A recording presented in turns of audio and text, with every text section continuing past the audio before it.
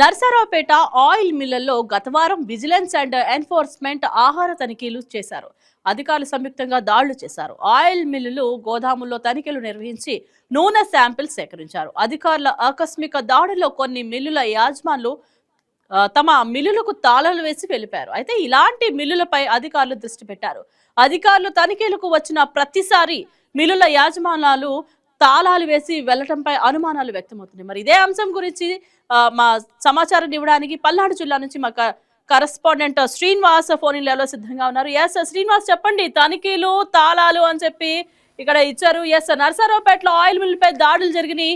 మరి ఈ అధికారులు ఏమంటున్నారు?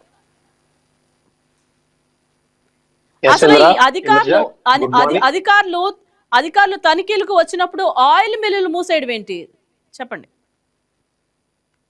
యశ్వేంద్ర, గుడ్ మార్నింగ్. మనం చూసుకున్నట్లయితే పల్నాడు జిల్లా కేంద్రమైన నర్సరావుపేట పట్టణంలో అయితే ఆ నూనెలో కల్తీ జరుగుతున్నాయి. అయితే గత సంవత్సరం నుంచి కూడా భారీగా ఆరోపణలు ఉన్నాయి. కానీ గత గురువారం విజిలెన్స్ అండ్ ఫుడ్ సేఫ్టీ అధికారులు ఒకేసారిగా దాడులు నిర్వహించారు. ఈ దాడుల్లో నూనె అయితే కొన్ని శాంపిల్స్ సేకరించి నమూనాలు అయితే తీసుకెళ్లడం జరిగింది. కానీ ఇంద్రజా, మనం ముఖ్యంగా ఇక్కడ చూసుకున్నట్లయితే ప్రతి ఒక్కసారి అధికారులు వచ్చిన ప్రతి ఒక్కసారి కొన్ని ఆయిల్ మిల్లులకు తాళాలు వేసి యజమానులు అయితే వెళ్ళిపోవడం జరుగుతుంది. అక్కడ ఎవరు కూడా కనిపించకుండా వెళ్ళిపోతారు. నామమాత్రంగానే 1-2 ఓపెన్ చేసి ఉంటాయి. అంటే ఇక్కడ ఆ ప్రజలు ప్రశ్నిస్తున్న అంటే అధికారులు వచ్చిన ప్రతిసారి ఎందుకు తాళాలు వేస్తున్నారు, ఎందుకు వెళ్ళిపోతున్నారు, ఎందుకు రెస్పాండ్ అవ్వట్లేదు, మీరు ఎందుకు భయపడుతున్నారు? అంటే ఇక్కడ కల్తీ జరుగుతుందని కదా మీరు వెళ్ళిపోతున్నారు అని ప్రజలైతే భారీగా ప్రశ్నిస్తున్నారు. ఇంద్రజ, అంటే ప్రజలు వారి ఆరోగ్య పరిస్థితులు కూడా క్షీణించిపోయే అవకాశాలు కూడా ఉన్నాయి ఈ నూనె తినటం వల్ల. ఇక్కడ నుంచి పలు రాష్ట్రాల్లో కూడా ఎక్స్పోర్ట్ అవుతా ఉంటది నూనె. పూజకు కూడా ఇక్కడ కల్తీ నూనె తయారు చేస్తూ ఉంటారు, పూజలో వాడే సామాగ్రిలో కూడా.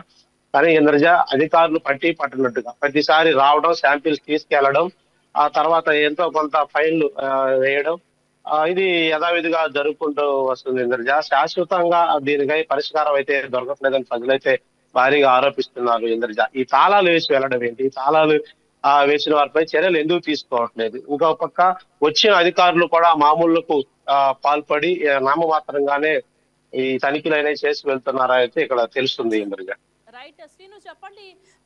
అధికారులు ఎలాంటి చర్యలు తీసుకుంటామని చెప్తున్నారు? ఎస్ ఇంద్రజ, వచ్చిన అధికారుల్ని మీడియా పరంగా మనం ఎప్పుడైనా యాజ్ ఎ జర్నలిస్ట్ గా ప్రశ్నించినప్పుడు వారు మేము నమూనాలు సేకరించాము, తీసుకెళ్లి ల్యాబ్ లో టెస్టులు చేసి ఈ ఆయిల్ మిల్ పై తగు చర్యలు తీసుకుంటామని తెలుపుతున్నారు. ఎటువంటి చర్యలు తీసుకున్న దాఖలు ఉండడం లేదు, నామమాత్రంగానే జరుగుతున్నాయి. ఇక ఫుడ్ సేఫ్టీ అధికారులు కూడా అంతే.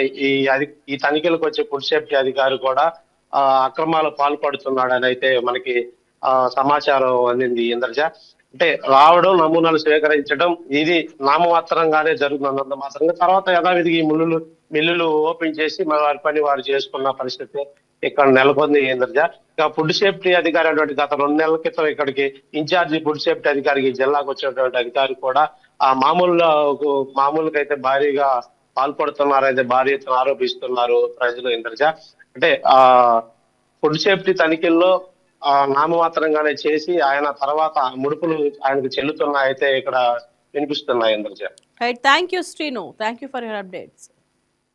ఈ వీడియో మీకు నచ్చినట్లయితే లైక్ చేయండి, షేర్ చేయండి, మా ఛానల్ కి సబ్స్క్రైబ్ చేయండి.